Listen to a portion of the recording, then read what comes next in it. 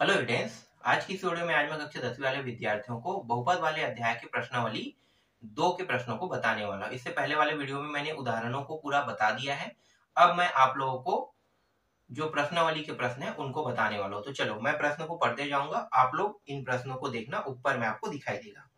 यदि px बराबर x का 3 घात प्लस 3x 2 घात माइनस 5x प्लस 8 को निम्नलिखित से भाग करें तो शेषफल प्रमेय की मदद से शेषफल ज्ञात कीजिए कह रहे हैं। अब ये तो px का मान है, नीचे में क्या दिया हुआ है gx का मान। पहला है x प्लस 1 दिया हुआ है, दूसरा है 2x माइनस 1, तीसरा है x प्लस 2, चौथा है x माइनस 4 और पांचवा है x प्लस 1/3 दिया हुआ है। तो शेषफल प्रमेय की सहायता से हमें हल करना है। ठीक है, तो मैं आपको यहाँ पे सभी प्रश्नों को हल करके तो नहीं बता सकता, लेकिन कुछ प्रश्नों को मैं बता देता हूं जिससे आपको ये पता चल जाएगा कि शेषफल प्रमेय की सहायता से प्रश्नों को कैसे बनाया जाता है। तो चलो सबसे पहले मैं क्या करूंगा, px के मान को लिखूंगा। ठीक है, पहला प्रश्न हल कर रहे हैं।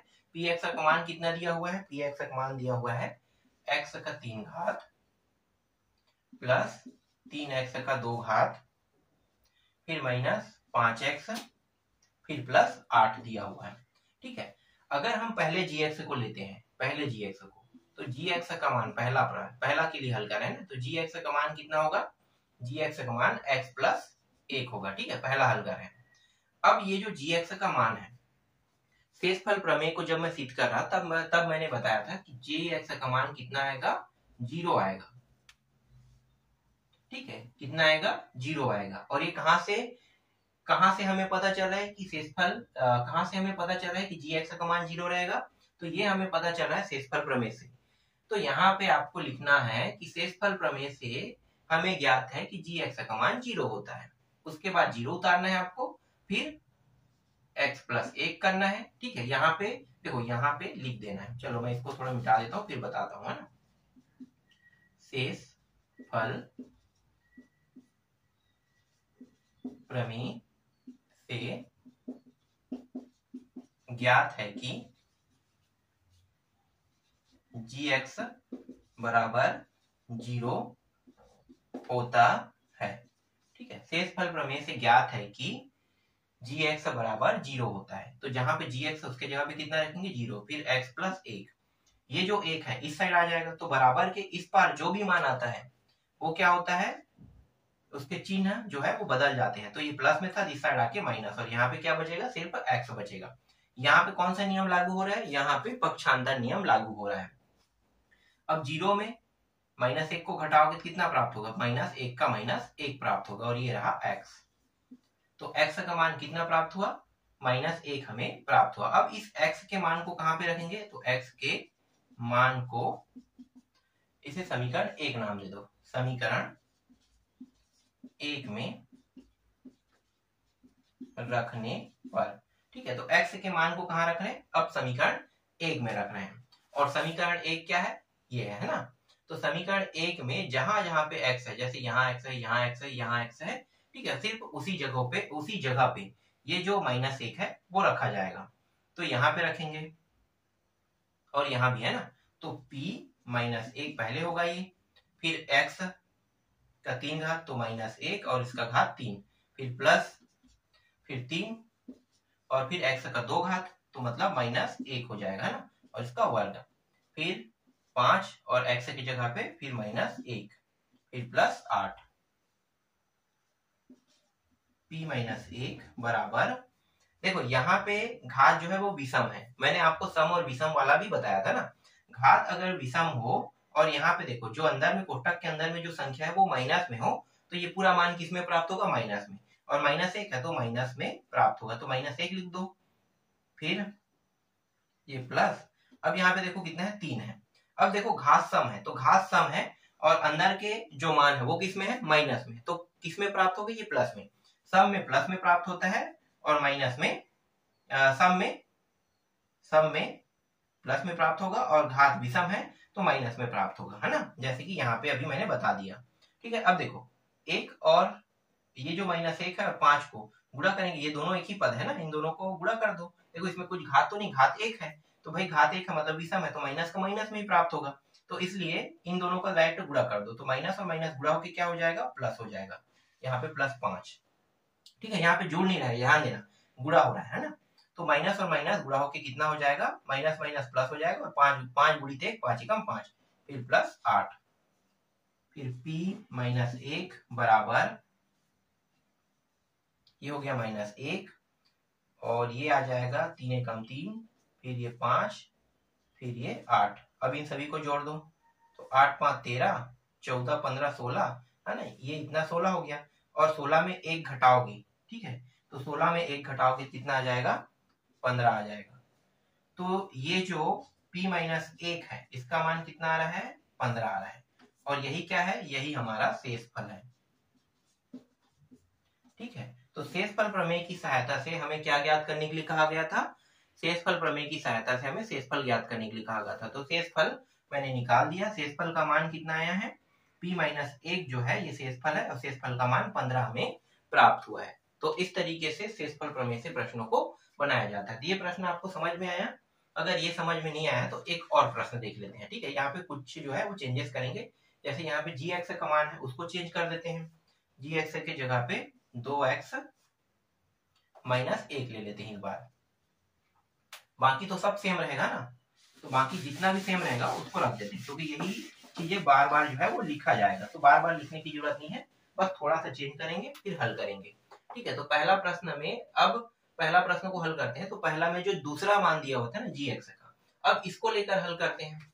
तो gx का मान 2x माइनस 1 है, यहाँ पे कितना आ जाएगा, gx की जगह में 0, और ये 2x माइनस 1, एक को इस पार ले आओ, तो ये माइनस में डायरेक्ट मैं लेके आ जाता हूँ ना, तो ये क्या हो जाएगा, माइनस से सीधा प्लस हो जाएगा, है ना, इसे जोड़ने की जरूरत नहीं, जीरो के साथ, फिर 2x, ठीक है, फिर क्या होगा 2x। देखो अब यहाँ पे बचा क्या, 2x बचा, यहाँ पे क्या है 1 है। अब यहाँ पे 2 जो है इसके साथ जोड़ना न तो घटाना, दोनों में नहीं है, नहीं जोड़ने में ना घटाने में, किस में है, x के साथ गुणा के रूप में। तो जब भी ये ऐसा हो गुणा के रूप में, देखो यहाँ पे x के साथ ये जो मान था ये जोड़ना या घटाना, मतलब यहाँ पे घटाने में था, इसलिए ये पक्षांतर हुआ है, और पक्षांतर होके ये कहाँ पे आ गया, इस साइड आके इसके चिन्ह के साथ बदलाव हो गया, मतलब माइनस ये प्लस बन गया। लेकिन यहाँ पे ये x जो है इसके साथ क्या है, गुणा के रूप में है ना, x के साथ कौन गुणा के रूप में है, 2 जो है वो गुणा के रूप में है। तो अगर गुणा के रूप में है तो अगर मैं इसे इस साइड लेकर आऊं तब ये कहां पे आएगा, ये आएगा नीचे में 1/2, मतलब 1 को डायरेक्ट क्या करेगा, भाग करेगा, है ना, 1 को ये क्या करेगा, भाग करेगा, तो 1/2, और ये रहा x। ठीक है, तो x अकेला हो गया, और x का मान कितना प्राप्त हुआ, 1/2 हमें प्राप्त हुआ। ठीक, ये समझ में आया। अब इस x के मान को कहां पे रखेंगे, समीकरण 1 में रखेंगे, तो डायरेक्ट रख देते हैं। आपको यहाँ पे जो फॉर्मेलिटी लिखना है उसे लिख लेना, ठीक है। चलो मैं एक बार और बता देता हूँ, समीकरण 1 में x का मान रखने पर, ठीक है, छोटा छोटा लिख देते हैं, तो x का मान रखने पर, तो जहां पे x रहेगा वहीं पे रखेंगे, है ना, तो p 1/2, फिर यहाँ भी 1/2 का कितने घात है, 3 घात, फिर 3, फिर 1/2 का कितना घात है भाई, 2 घात इस बार, फिर 5, फिर 1/2, और फिर प्लस 8, तो ये हो गया p 1/2। आगे जब इसको हल करेंगे तो देखो 1 का 3 घात 1 ही रहेगा, और 2 का 3 घात कितना होता है, 8 होता है ना, 2 को 3 बार गुणा करो कितना आएगा, 8 आएगा। तो ये कैसे गुणा होता है, अगर घात है, देखो अंश और हर दोनों दिया हुआ है, तो 1 को 3 बार और 2 को भी 3 बार गुणा करेंगे, तो ऊपर को 3 बार गुणा करें तो 1 का 1 ही प्राप्त होगा, और 2 को 3 बार गुणा करेंगे तो 8 प्राप्त होगा। फिर ये 3 गुणित, यहाँ पे 2 बार है तो 1 को गुणा करेंगे, तो 1 को 2 बार करेंगे तो 1 ही प्राप्त होगा, और 2 को 2 बार गुणा करेंगे तो 4 प्राप्त होगा। फिर 5 गुणित 1/2, फिर प्लस 8। देखो कुछ कट रहा है क्या, यहाँ पे कुछ भी नहीं कट रहा है ना, तो क्या करेंगे, यहाँ पे अगर कट नहीं रहा है तो ये हो जाएगा 1/8, ये मैं रख देता हूँ, इसका जरूरत तो नहीं है अभी, 1/8 जैसा वैसा रहने देते हैं, तो 1/8, फिर ये 3 ऊपर, देखो यहाँ पे कुछ नहीं मतलब 1 है, तो ये ऊपर से ऊपर गुणा और नीचे नीचे वाला गुणा होगा, है ना, तो 3/4 रहेगा, फिर ये 5, देखो यहाँ पे कुछ नहीं मतलब ये आ जाएगा -5/2, और फिर 8, और यहाँ पे नीचे में कुछ नहीं, तो 1 भी हम ले लेते हैं। देखो सबके में हर में, है ना, सबके हर में कुछ ना कुछ दिया हुआ है, तो सबके हर में दिया है तो इसे अकेला क्यों रखें, हर में ऑटोमेटिकली 1 ले लेते हैं। अगर मैं 1 से 8 को भाग करूंगा तो 8 का ही 8 आएगा, तो मैं आसानी से 1 को मैं ले सकता हूँ। ठीक है, ये हो गया। अब थोड़ा सा बचा उसे बगल में हल कर लेते हैं। ठीक है, नीचे का तो दिखाई नहीं देगा इसलिए बगल में करते हैं। अब सभी के हर को देखो, सभी के हर को, सबसे बड़ा हर की कहाँ पे है, सबसे बड़ा हर है 8, है ना, 8 है। तो सभी के हर को मुझे 8 करना है ना। तो 8 कैसे करेंगे, तो देखो ये तो 8 है, तो यहाँ पे तो मुझे कुछ नहीं करना पड़ेगा, लेकिन मुझे इसे 8 करने के लिए, चलो मैं यहाँ पे बताते जाऊंगा, 1/8 प्लस इसे 8 करने के लिए कितने की आवश्यकता है, नीचे नीचे ध्यान देना, हमेशा नीचे से ही 8 करना है ना। तो नीचे को 8 करोगे तो 2 की आवश्यकता है। तो अगर मैं ये जो 3/4 दिया है इसमें 2 का गुणा नीचे करता हूं ऊपर, दोनों जब भी हर को बराबर करेंगे तो जितने का गुणा नीचे में होगा उतने का गुणा ऊपर में भी होगा। मतलब 2 का गुणा अगर नीचे में कर रहा हूं तो 2 का गुणा भी ऊपर में होगा। तो ये किस तरीके से बराबर हो जाएगा, इस तरीके से देखो, 4 दूनी 8 हो रहा है, यहाँ पे 8 है, ये भी 8 हो गया, है ना। ऊपर कितना है मुझे उससे कोई मतलब नहीं है, लेकिन अगर मैं नीचे में 2 का गुणा कर रहा हूं तो ऊपर में करूंगा ही करूंगा। ठीक है, आगे देखो यहाँ पे क्या है, माइनस दिया हुआ है, -5/2 दिया हुआ है ना। अब इसको भी मुझे कितना करना है, 8 करना है। इसको, ये जो 2 दिया है ना, हर दिया है, इसको 8 करना है। तो अगर मैं यहाँ पे 4 का गुणा कर दूं तो ये 8 हो जाएगा। तो 4 का गुणा अगर नीचे कर रहा हूं तो ऊपर भी मैं करूंगा ही करूंगा। अब यहाँ पे आते हैं, प्लस 8 दिया हुआ है और नीचे में कितना दिया है, 1 दिया है। अगर मैं यहाँ पे 8 का गुणा कर दूं, ठीक है, यहाँ पे 8 का गुणा कर दूं तो ये भी क्या हो जाएगा, बराबर हो जाएगा। तो नीचे में 8 का गुणा करो तो ऊपर में भी 8 का गुणा होगा ही होगा। तो ये 1/8 प्लस 3 दूनी 6, फिर नीचे 8, फिर 5 चौक 20, फिर नीचे 8, फिर 8 8 64, फिर नीचे 8। देखो सभी के नीचे में 8 आ चुका है ना। तो सभी के नीचे में 8 आ चुका है, मतलब क्या है, हर सबका बराबर है। तो हम इसे अब नीचे के हर को एक बार लिखेंगे और ऊपर के जितने भी मान है अब सभी के सभी क्या हो सकते हैं, जुड़ सकते हैं। तो जोड़ दो, जोड़ते जाओ, तो ये 64 और 20 कितना हो जाएगा, 80 और 4 84, है ना। 84 और 6 कितना हो जाएगा, 90, और ये 91। ठीक है, 91 हो रहा है यहाँ पे। अब इसको भाग कर दो, तो भाग करोगे तो देखो 8 के पहाड़े में 8 ही कम 8, एक बार जा रहा है, एक हासिल, मतलब एक बच रहा है शेष, और एक उतारते हैं तो कितना हो जाएगा, 11, फिर 8 ही कम 8।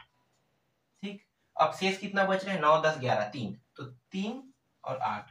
तो ये जो P 1/2 है इसका मान 11 सही 3/8 हमें प्राप्त हो रहा है। और यही क्या है, यही ये प्रश्न का उत्तर है। तो देखो ये जो प्रश्न है ये थोड़ा सा लंबा बना है ना, तो ये प्रश्न भी आपका कंप्लीट होता है। तो देखो बनाने के तरीके आपको समझ में आया, थोड़ा सा जहां पे पेचीदा था वहां पे मैंने थोड़ा सा विस्तार से समझा दिया।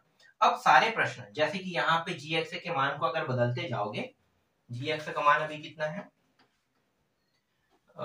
अभी 2 - 1 था ना, तो अगर अगले में बदलोगे x + 2 लेके बनाओगे तो आपको ये पूरा समझ में आ जाएगा। फिर आगे फिर इसे बदलोगे, कितना रखोगे, x -4, ठीक है, और ये तो आपका तीसरा का है ना, ये तीसरा वाला है और ये चौथा वाला है, और ये पांचवा का है x + 1/3 दिया है। तो इसको बना के देखना तीनों प्रश्नों को।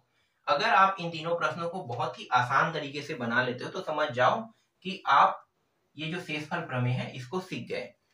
शेषफल प्रमेय से हर साल तो नहीं कहूंगा, लेकिन एक साल छोड़ के फिर एक साल के बाद यहाँ से प्रश्न आते हैं, 2 और 3 नंबर में आते हैं। जैसे ये बड़ा हो गया तो 3 नंबर में आएगा और 2 नंबर में आता है। तो 2 और 3 नंबर में प्रश्न शेषफल प्रमेय से आता ही है।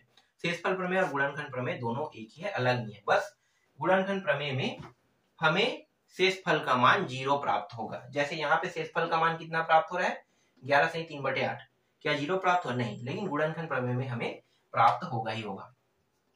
ये चलो अब इस प्रश्न को भी मिटा देते हैं, बाकी प्रश्न बना के देखना, बहुत आसान है, इसी तरीके से बनेगा। अगर डाउट रहेगा तो आप लोग पूछ सकते हो कमेंट के माध्यम से।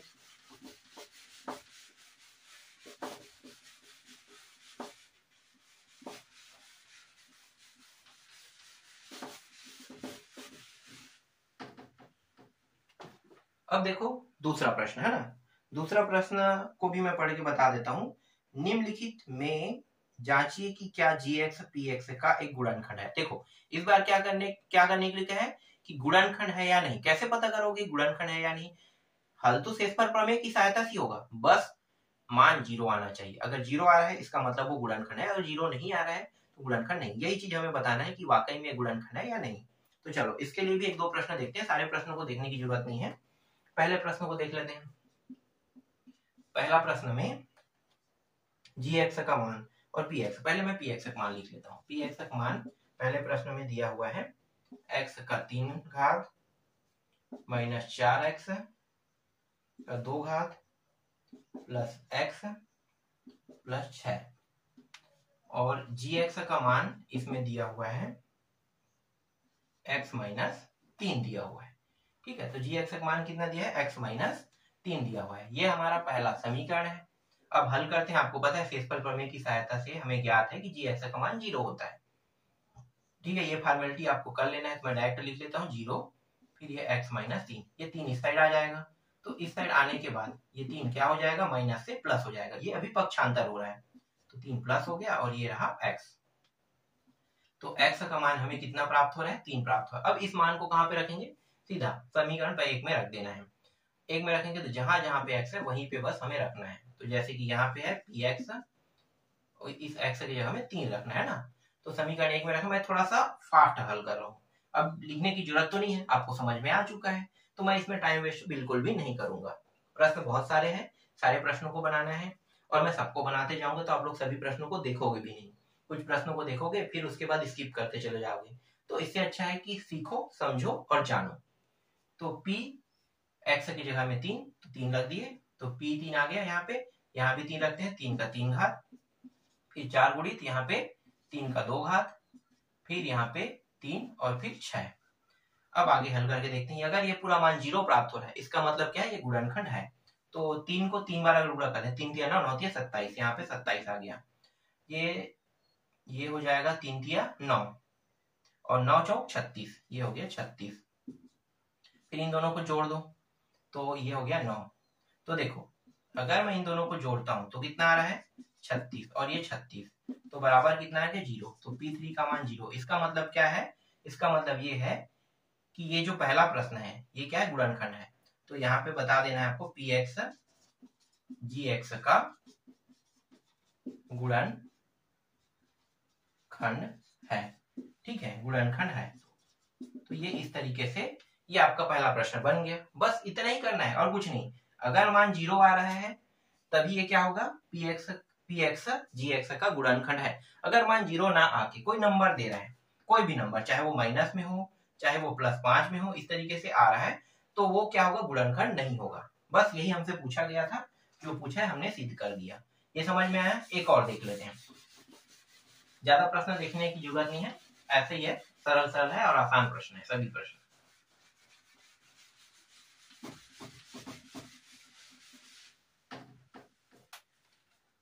देखो अब इसमें px का मान है, दूसरा देखते हैं ना, 2 x का 3 घात,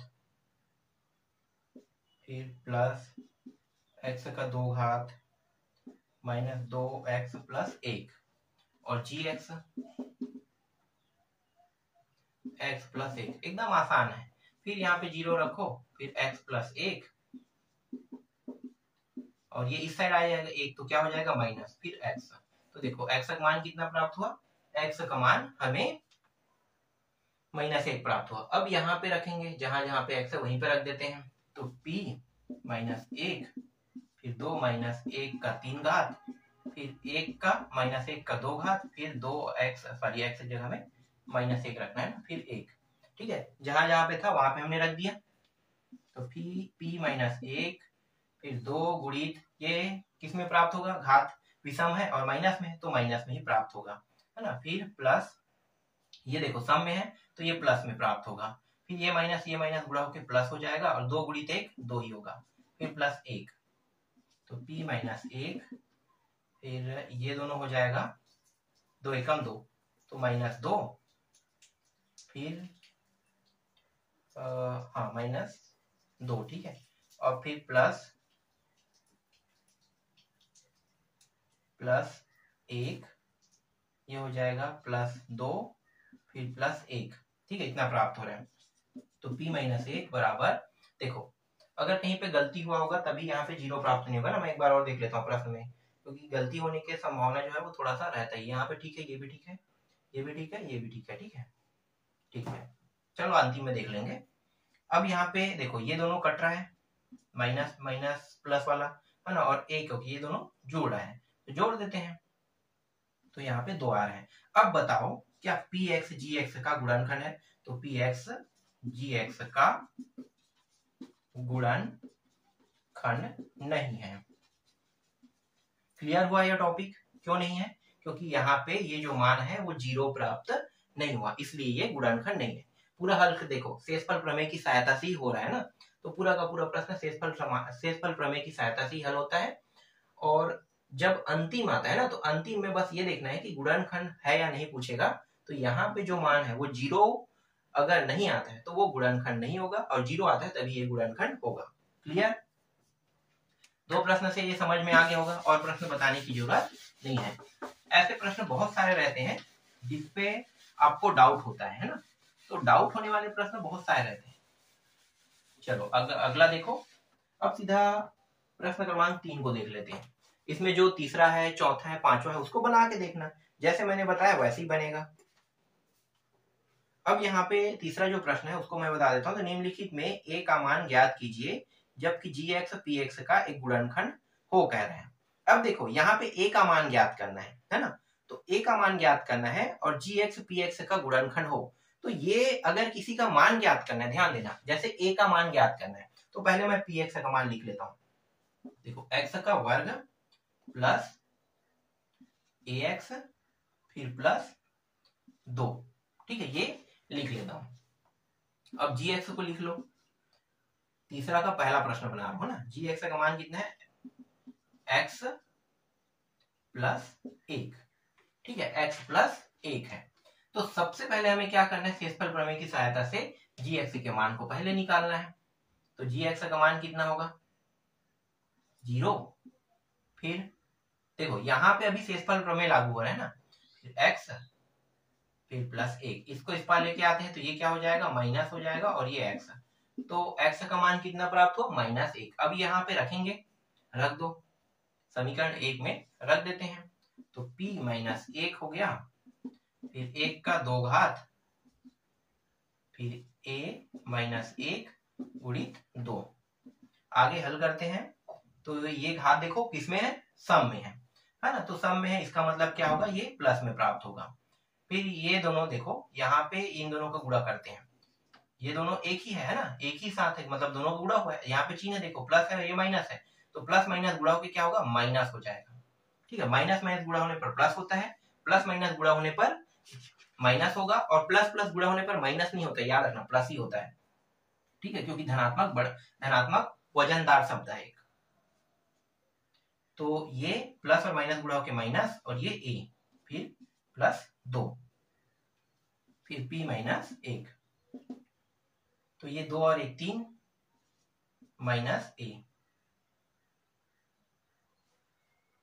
फिर p माइनस 1, ठीक है। तो p माइनस 1 यहाँ पे, ये माइनस 1 है ना, p माइनस 1 से रख देते हैं, इसकी जरूरत नहीं है अभी। अब ये जो p माइनस 1 है, ठीक है, अब देखो यहाँ पे तो और कुछ हो नहीं रहा है, लेकिन इसमें हमें निकालना क्या है? a का मान निकालना है। तो गुणनखंड पहले से अगर कोई है तो ये जो मान है ये गुणनखंड को निकालने वाला है, तो गुणनखंड निकालने वाला है। और गुणनखंड प्रमेय क्या कहता है?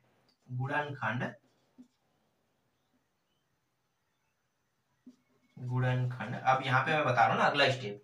देखो ये पूरा प्रक्रिया आपको पता है कि कैसे होता है, यहाँ तक तो हो गया, यहाँ के बाद डायरेक्ट आ जाए शेषफल प्रमेय का जो हल होता है, यहाँ तक होता है। अगर कोई प्रश्न में ए के किसी का भी मान निकालने के लिए लिखाया जाएगा, और वहां पे कह रहा है कि गुणनखंड हो, तो गुणनखंड नियम को लागू करना है। गुणनखंड प्रमेय से हमें ज्ञात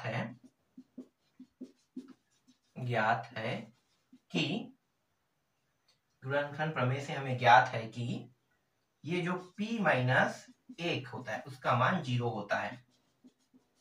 आपको पता है ना, हर बार जब निकालते थे गुणनखंड है या नहीं, है ना। इससे पहले वाले प्रश्न में तो ये मान कितना आता था, 0 आता था। तो 0 अगर प्राप्त हो रहा है इसका मतलब क्या है, वो गुणनखंड है।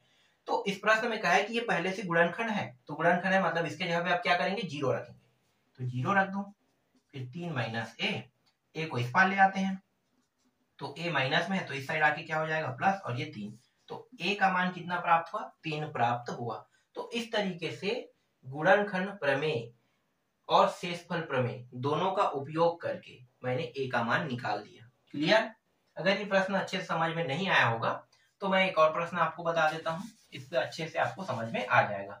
कुछ टॉपिक जो है वो चेंज होने वाला है, तो बस मैं उसी बस को बदलूंगा, बाकी पूरा फॉर्मेलिटी जैसा है वैसा तो रहेगा ही। तो जिनको लिखना है वो तो पहले से लिखा रहने देते हैं, बस थोड़ा थोड़ा मिटा देते हैं। ठीक है, जैसे कि यहाँ पे यहाँ तक कि यहाँ पे भी थोड़ा चेंज होगा। तो देखो अब इस बार px का मान a x का 2 घात माइनस 5x प्लस 3, और gx का मान क्या है इस बार x माइनस 1 दिया हुआ है ना, तो x माइनस 1। चलो दूसरा को देख रहे हैं,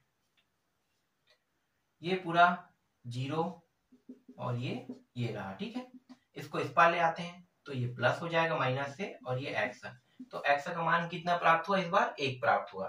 ठीक, अब इस 1 को यहाँ पे रखते हैं, तो p 1 a और 1 का 2 घात फिर 5 1 फिर 3, तो p 1, देखो यहाँ पे माइनस नहीं है ना, यहाँ पे माइनस नहीं है, तो अब यहाँ पे सम और विषम कोई नियम लागू नहीं होगा, क्योंकि ये धनात्मक में, तो हर एक मान धनात्मक में धनात्मक ही प्राप्त, चाहे वो विषम में रहे चाहे सम में रहे, धनात्मक में धनात्मक ही होता है। तो a और 1 का 2 घात 1 ही होगा और गुणा होके a भाग प्राप्त होगा। फिर ये 1 और 5 गुणा होगा, तो देखो धन है, इसमें धनात्मक है और इसमें ऋणात्मक है। ठीक है, अंदर को देखना, तो इसमें धनात्मक ऋणात्मक दिया हुआ है, तो प्लस और माइनस गुणा होके क्या होगा, -5 हो जाएगा। ठीक है, फिर ये 3, आगे जब इसे हल करेंगे, सॉरी ये प्लस में है, तो a और यहाँ पे घटाएंगे कितना आ जाएगा, 2 आ जाएगा, 5 में 3 घटाएंगे 2, और बड़े वाला संख्या का जो चिन्ह है वो ऋणात्मक है, तो ऋणात्मक को लिखेंगे ना, तो -2 प्राप्त हो रहा है। अब देखो यहाँ पे p 1 आ रहा है, तो इसका मान कितना रखेंगे, 0 रखेंगे, तो p 1 का मान 0, तो 0 बराबर a माइनस 2, 2 को इस पार ले आते हैं तो ये प्लस में हो जाएगा, है ना, इस साइड आके, और a का मान हमें कितना प्राप्त हो रहा है, 2 प्राप्त हो रहा है।